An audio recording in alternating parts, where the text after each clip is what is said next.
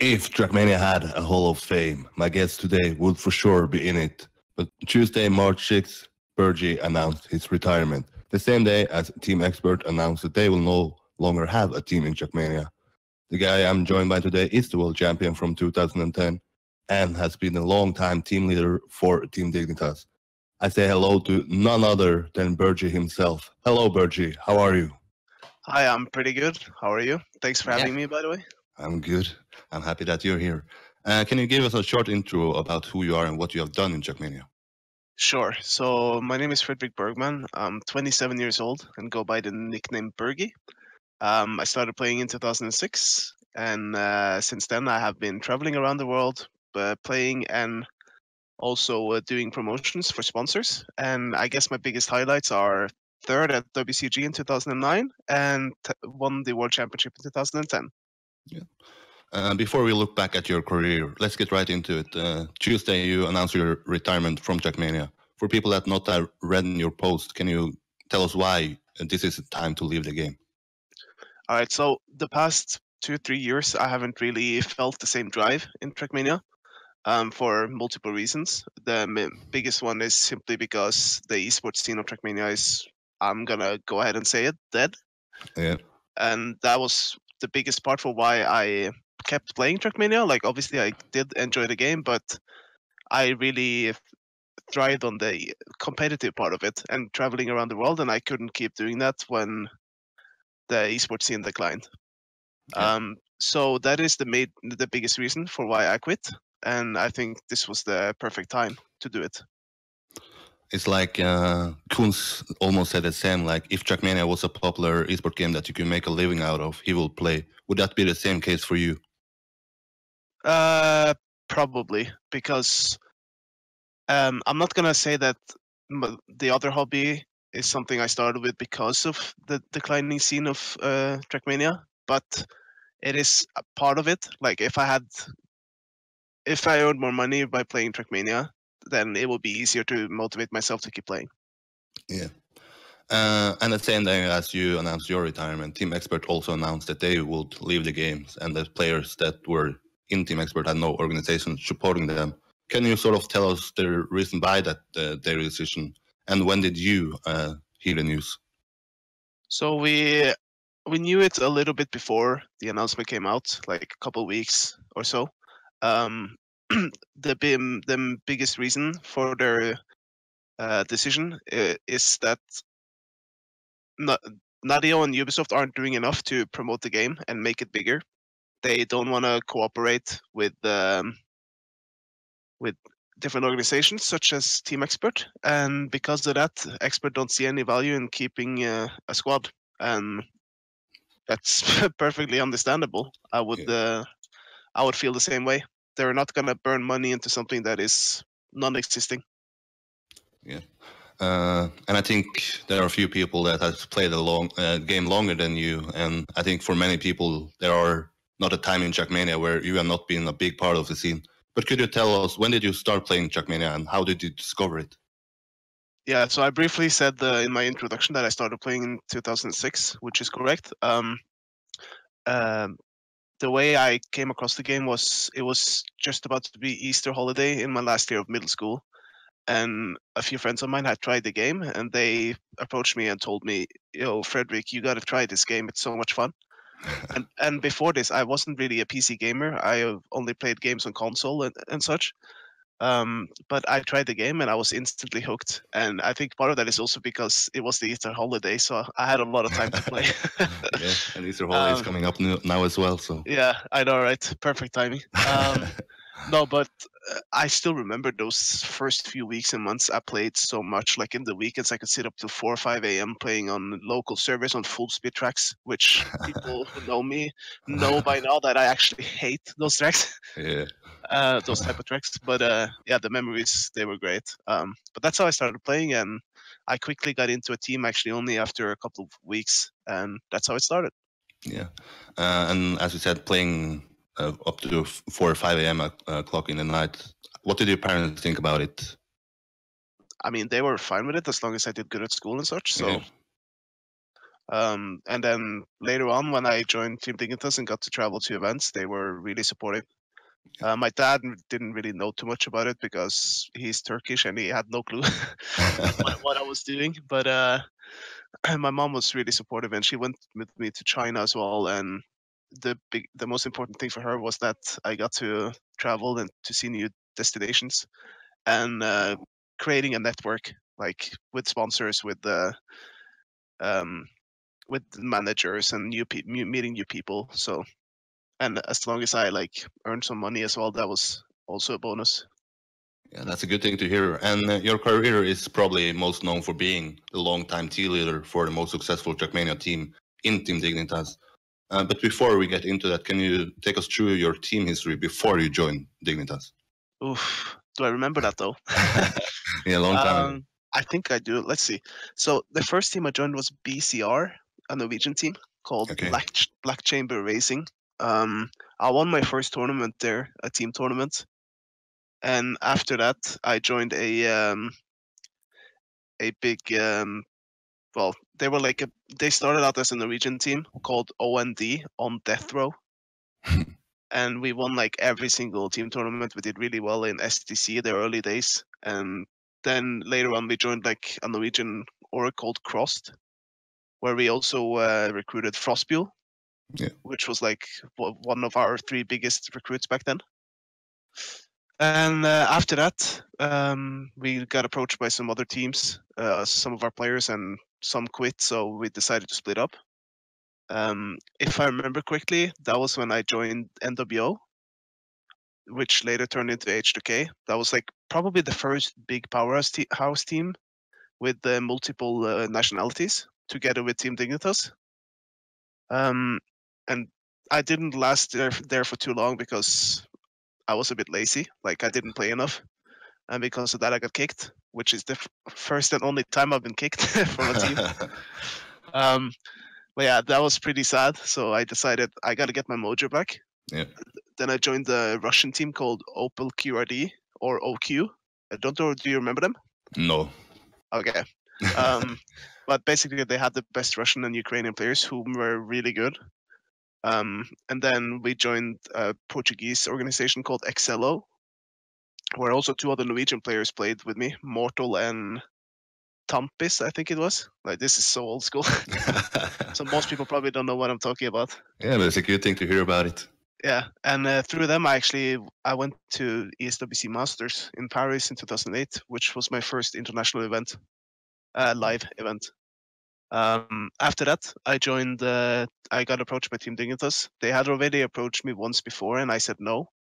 We don't have to go into details about why. Okay.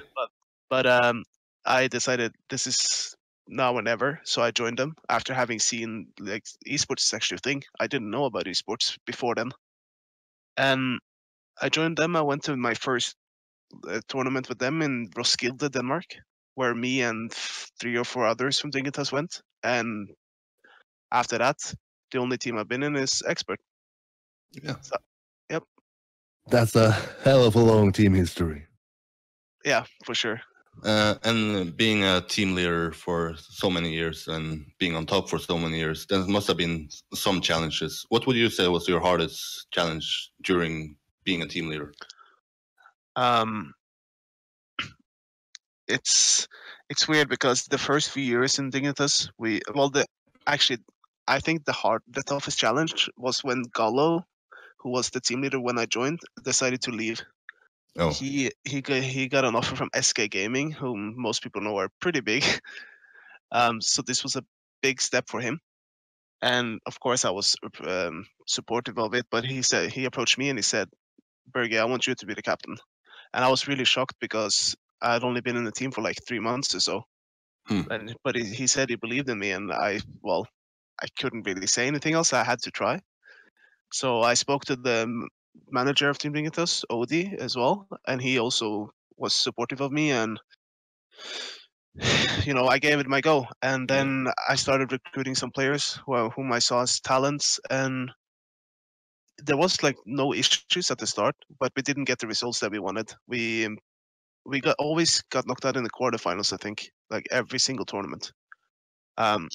But when Power split up, which was another big project that didn't work out, we got Karian and some others, and the rest is history.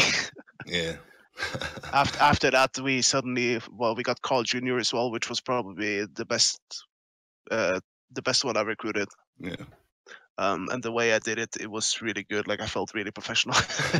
Yeah, that was actually my next question. When you look back at it, who said was the most important person you recruited for the team?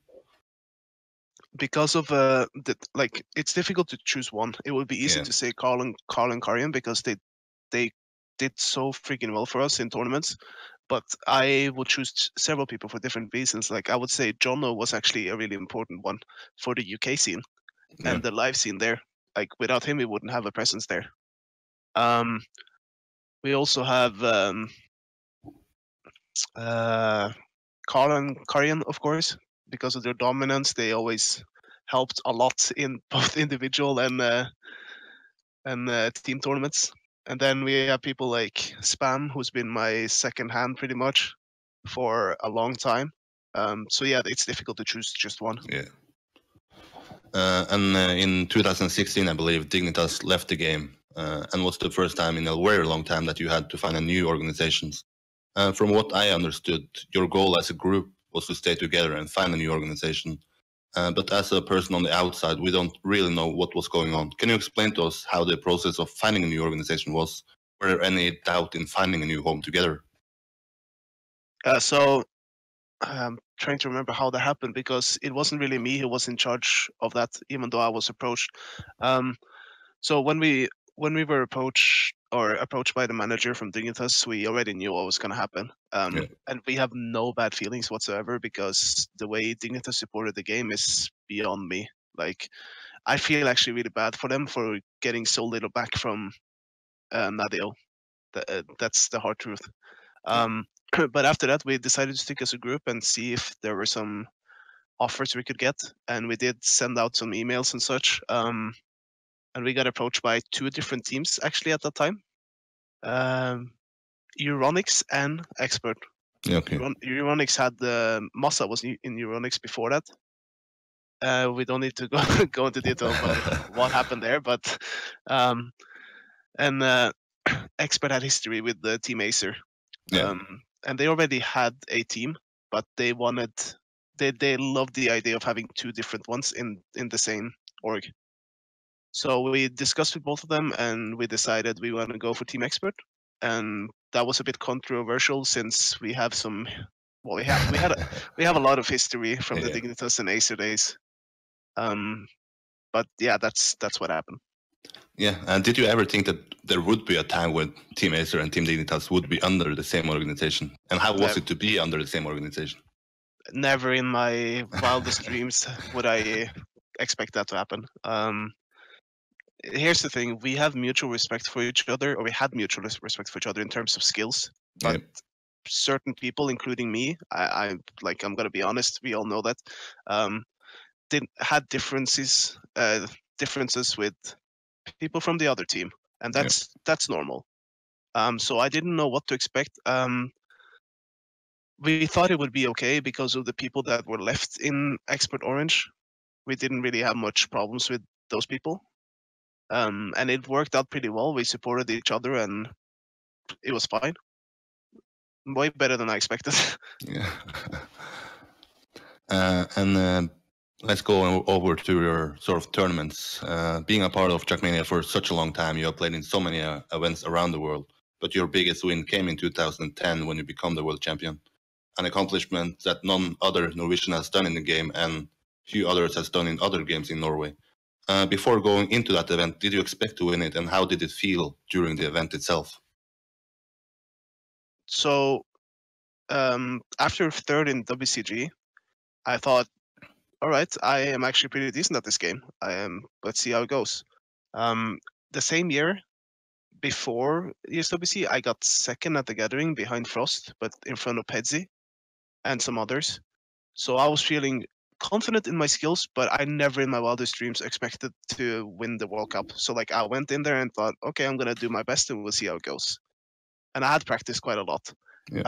In the time attack, I think I got 2nd, which as most people know me by now, I'm not really the fastest time attack player, even though I do quite a lot of PBs in them. So yeah, it went pretty well. First round, I was really unlucky with the draw. I had Pedzi and Yo-Yo in my match, which people know is a really tough match. Yeah, for sure. But I played really well the whole tournament. I wasn't phased by what happened. Funny thing is, I was almost kicked out of the tournament before it started. Why? So not many people know that.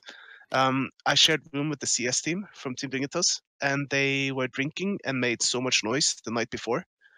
And because of that, the hotel got complaints, and the police had to come there. And somehow I was put under the same roof of involvement because I was in the same room, even though I was sleeping while it happened. What the so fuck? when I got to the tournament area the day after, the tournament director approached me and said, Frederick, you're banned. What? Yeah. What did you think then? I was shocked. Like, I did nothing. I tried to explain. I did absolutely nothing. And in the end, we figured it out, and it was fine. So it could have ended already there. Yeah. Damn. But yeah, I played really well the whole day one, except for till the winner bracket final. Actually, I played well in the winner bracket final too, if I remember correctly. But I was really unlucky on the last map. And when I was finalist, I couldn't finish second, as Carl had already won. The next day in consolation final, I had a really good comeback and beat Pezzi to get in the final, the grand final. And in the final, I played really well. I was lucky to win in the end, though, because Carl failed this last round, as we've seen in the video. But yeah, I was super shocked. And then Mariah got second as well, so it was a perfect day. Yeah. ESWC is not the only event where you have done well. As you said before, the World Cyber Games in 2009, you placed third behind two other legends in Karian and Frostbill. It's soon 10 years since that event took place. What do you remember most from it, and how was the experience? The best thing about it was not actually the placement, it was just the total package of experience. It was in China, which I had been Googling a lot. Like, I didn't know much about esports when I started playing, but I had been Googling and checking out YouTube videos, and I saw that Asia was like the heaven or mecca for esports and gaming. So I expected quite a lot. But everything surpassed that. Even when we arrived at the airport, we were met by volunteers that worked with World Cyber Games. They carried our luggage, they gave us water, they wanted autographs, and like, they didn't even know who I was, but they knew that I was an esports pro, if you could say that. Yeah. It was just surreal. Even when we got to the hotel and such, it was amazing. And playing in front of 15 or 20,000 Chinese fans, unreal. I would have never expected that for Trackmania. Huh. Imagine that today. Yeah. Yeah. The result was also really good, of course. I was the only Norwegian participating in the whole World Cyber Games, that event. Oh. And I got bronze, which is pretty good. Yeah, that's a good thing for Norway. Yeah, and after that, I was in the newspaper, or different newspapers, which was pretty cool. The year or 2 years after, I was crowned as one of the 8 most hopeful young talents in culture in my city, which is pretty big. Yeah, it's one of the biggest cities in Norway, Trondheim. Yeah, exactly. And I was ranked there together with like musicians, actors, etc. And then you have me, the gamer. So I probably contributed towards gaming becoming bigger in Norway, actually, which is pretty cool. Yeah. But yeah, that event was really good. But I also realized at that event that especially Karian was at another level, but also Frost was really good. Yeah. And there are for sure many tournaments we could have brought up and thought about, but there's one event I want to bring up, Gamers Assembly 2016. I feel like that was an event where you got some sort of motivation back after, I don't know, calling it a downtime with motivation. You got into the grand final after a long time without the grand final, if I'm correct. Am I right saying it was the motivation where you got motivation back? Yeah, I would agree with that. So before that tournament, I think it had been 3 years since I was in a grand final. I have always had consistent results, like top 8 or in top 6, but I couldn't make like the last step. And I was kind of okay with that because I am an honest and realistic person. Like, I know when people are better than me. Yeah. But I still felt like I had something undone. And during that gamers assembly, I don't think I've ever felt so good before. Not even when I won the World Cup. Everything worked for me, and I felt super confident. So I am actually still to this day a little bit disappointed that I didn't win or at least get second. Yeah. Which I could have if the last few rounds went my way. They were super close. Yeah, it was super crazy final as well. Yeah, that final was really good. But it was just nice to see everyone's support, and I feel like I had kind of a redemption there, proving to myself and others that I could still compete. Even though I did have some decent results in like team tournaments online where I performed well to that date. And it even in the Trackmania Awards 2016, I call you the most improved driver of the year. That's something after being part of the game for 10 years. Yeah, not everyone can say that. No. This might be a hard question, but looking back at your career where you've done so much and traveled the world, is there any event, moment, or story that sticks out that people of Trackmania might not know too much about today? Like the story that you were going to be banned from the ESWC 2010. Is there any other stories that we don't know about? Some Easter egg for Easter. Yeah. In China in 2009, I think that was the first time Frost and Hillis had a discussion about the game, and it was not the last time, as people know. That's not the last time. And the biggest discussion was the finalist mode, because as people know, Frost got kind of wrecked by it against CarlJr. And they had a long discussion over dinner there while everyone else enjoyed their food. That's the only thing I can think of. Yeah, it's a hard question to come up with. Yeah, in terms of best events, definitely WCG. Yeah. Both, actually. Both. I was in Los Angeles as well, where Frost won, and I finished 4th the year after. And that was a really cool experience. First time in the US. Otherwise, the Nest was really cool as well. It had a completely different vibe. Yeah, gathering people from Trackmania in one house. Yeah, speaking of gathering, the gathering was also pretty. I mean, the gathering is more like a computer party, like a normal LAN, which people associate with. It's kind of like the Gamers Assembly now, but on a bigger scale. And when I played that final in 2010, there were 300 people watching, which was pretty big back then. Yeah. And everyone cheered for me, which was pretty cool as well, being on home turf. Home time hero. Yeah. But yeah, in the intro of this episode, I said if there was a Hall of Fame for Trackmania, you would for sure be in it and maybe the first one in it. But from your point of view, who others would you put in the Hall of Fame and why? All right. Let's say 3 or 4 people. So for me, I would choose players that have performed well consistently all the time and achieved a lot. So the first one would be Carl, the French one. Yeah, the first world champion from Trackmania. Yeah, and he was at every ESWC final till, let me think, maybe till like 2012. Oh, yeah, that's an accomplishment. Yeah, for sure. And then, who else would I pick? Frostbill. Yeah. Obviously, he has to be there. I'm not gonna choose CarlJr because he wasn't in the live scene long enough. He did win World Cyber Games and DreamHack, but to me, like obviously he was a fantastic player, probably the second best overall. But I don't think he has done enough to be there ahead of others. If we're only gonna pick like 4 people. Yeah, that's a fair point. Yeah. The other one would be. Wait, I've already chosen 2, right? So 1 more. Yeah. CarlJr. CarlJr, why? Why? Well, it's simple. He dominated every ESWC except for 1, and probably would have won the last one if there weren't problems with the PCs. Like, not taking anything away from Pac. Pac was really good. Yeah. But he just dominated everything. Like, he set a completely new standard, which to this date is still impressive. It's really nice to have seen his progress because I worked really hard to get him in Dignitas. And can you sort of tell us how you recruited him? Because he was pretty young when he joined Team Dignitas. Yeah, he joined Mythics after being in another team called what was the team called? I don't remember, but anyways, Yeah. and they had some massive argument after they lost one STC final, and I contacted him and said, you don't deserve this, because the way that the leader treated him was disgraceful, and Carl can probably confirm that as well. Yeah. Okay.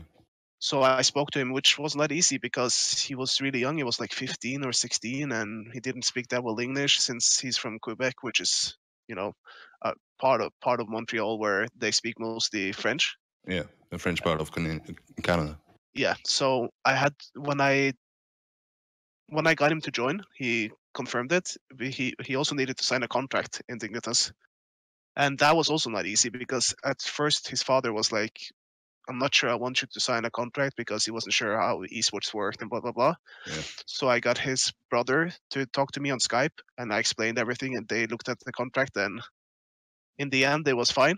But it felt like a really big accomplishment when he broke through, because I don't know, it sounds weird and really corny, but it was like my baby. Yeah. I felt like I'd found an up and coming or a future star, and when he broke through, it was really nice to see. When you look back at it, it's for sure the best player Trackmania has ever had, skill-wise. Yeah. Yep, I agree. Yeah, I think that's three. I think that's three, but I can't really come up with another one right now. Yeah, let's 3 and you, so we have 4 people in the Hall of Fame. Oh yeah, if you got me, that's 4. But as we have been talking about, Trackmania has over the year had many players that has been the top player for that year or period. If you sort of could have a dream grand final where you could put 4 players in and you can pick from every year, an example here would be like yourself from 2010 and CarlJr from 2015. What 4 players would you pick, and from what year would they be from? Do I have to include myself?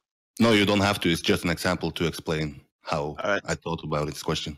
I am actually going to include myself, but only for the reason because I want to play against the very best, not because I necessarily deserve to be there.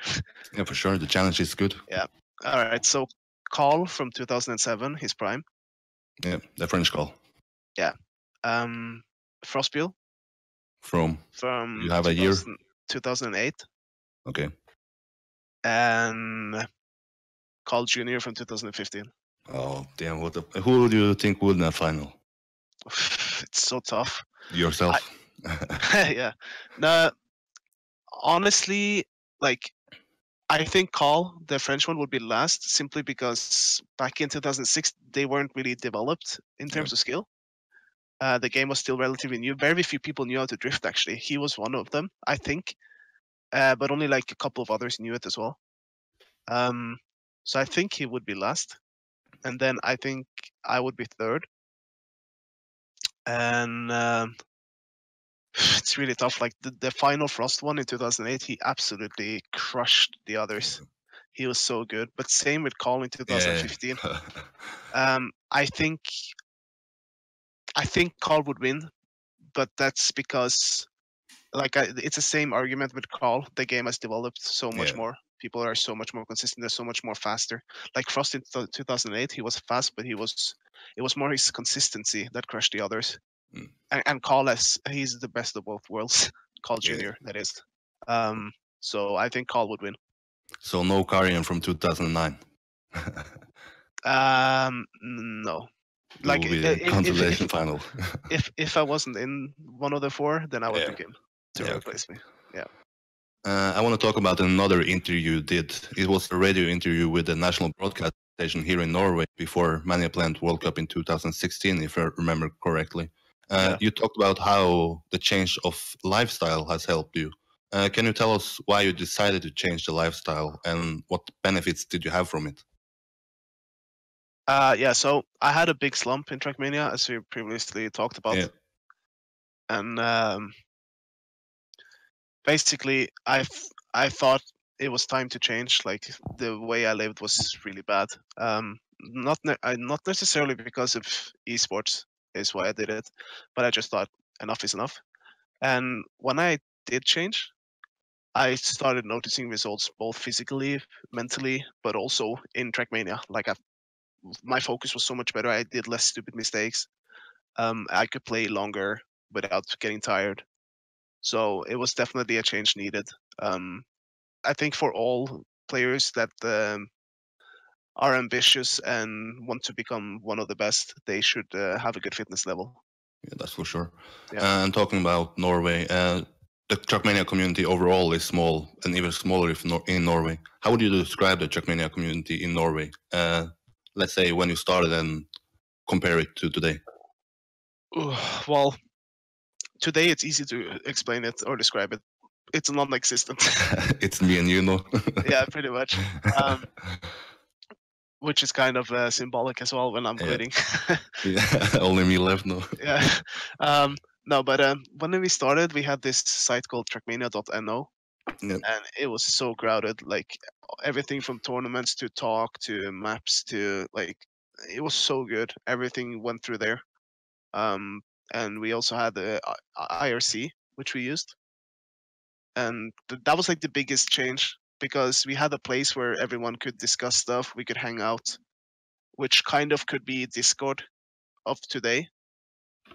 But obviously that's never going to be the same because the scene is so small now. Yeah. But yeah, it was just that website was really pivotal.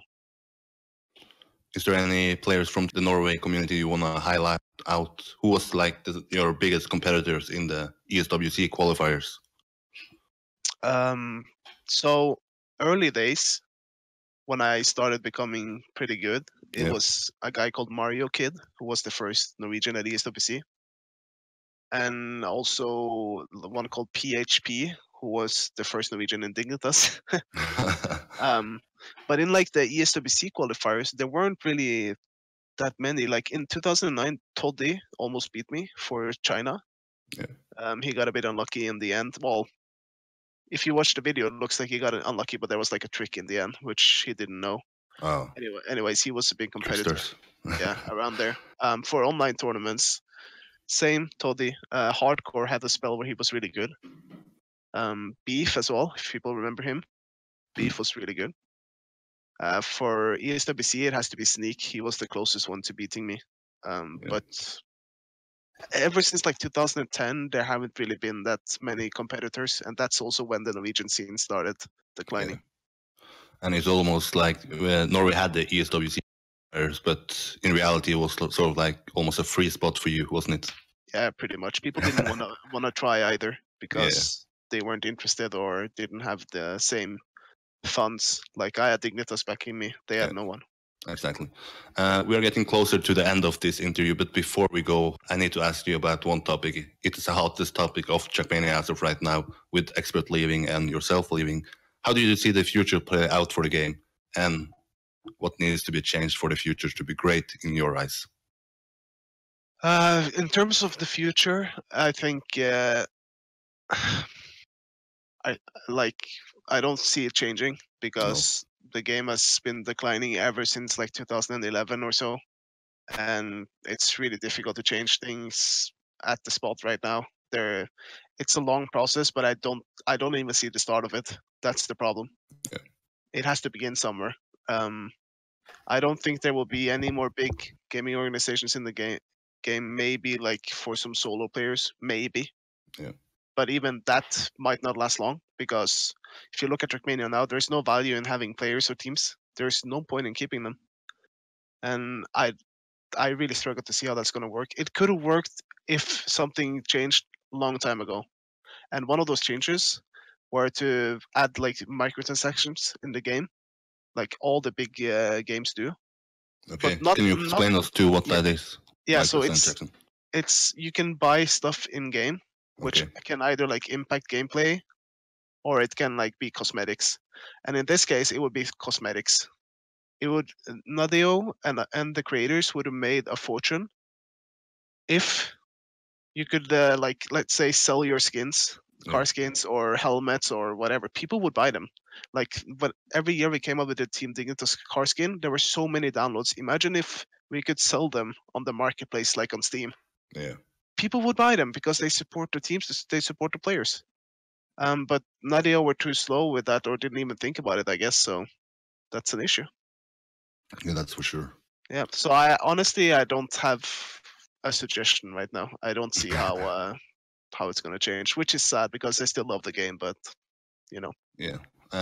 We had the release of Trackmania Turbo, which I don't know, millions of players joined the game, but then when they joined online, it was not. So I think the sort of name of Trackmania is broken. I don't think people might not want to try it again if they market it. So maybe change the name in total, and I don't know. I don't necessarily think they need to change the name, but I think for people to notice it, they need to spend money on promoting it at big events like DreamHack, what they did with DreamHack, for example, many years ago. It's the only way for people to notice it again. Exactly. My last question before I let you go. You are not in Trackmania anymore, but what is your future? Can you explain to us where will we see you, and will we ever see you come back to Trackmania? I don't think you will ever see me come back to Trackmania. What will you do instead? I am a professional poker player, so I am sponsored by Unibet, and this has been my passion for the past 1.5, 2 years, and I played it a lot, and now I'm good enough to call myself a pro. So you will definitely see me at a lot of events in poker. That's for sure. You have any big trips coming up? Yeah, so on Tuesday actually, I'm going to Dublin, Ireland for 2 weeks. Yep. And then when I get home, I'm home for like a month, and then I'm traveling to Malta. So yeah, I'm traveling a lot, and I love it. It's kind of like, it reminds me of gaming in the sense that I get to travel through my hobby. So I'm really, really happy with that. And yeah, maybe you become the first, I don't know, esport world champion and poker world champion. That would be pretty nice. That's Then one of my you- goals. yeah. I have a big advantage from being a pro in a game. When I transition to poker, like I know what to do in order to improve my game, which other people don't. And I have the work ethic as well. So Yeah. one of my goals is definitely to become a world champion of poker. If you become world champion, can we see a event hosted by you with some prize pool? I said in the past that I would do that, but I'm not in the game anymore now. But Yeah. you never know. Maybe I will. Maybe you know. Maybe I'll host Bergie's Nest. Mansion in Las Vegas. Yeah, that would be sick. But yeah, you have anything to add before? Any people you want to give a shout out to in your career of Trackmania that you haven't talked about already? There will be too many people to thank. Yeah. Most people that are really close to me know who I'm really appreciative of. Also, I want to apologize to people that don't necessarily or haven't necessarily agreed with me in different discussions in the past and the feuds we've had. And I want to thank everyone for giving me the best memories I've had in my life. Yeah, that's a good thing to end this story with. And for sure, Bergie, you are a legend of Trackmania. Thanks for doing this interview with me, and hope the best for your future. Thank you very much. Bye bye, guys. See you next time.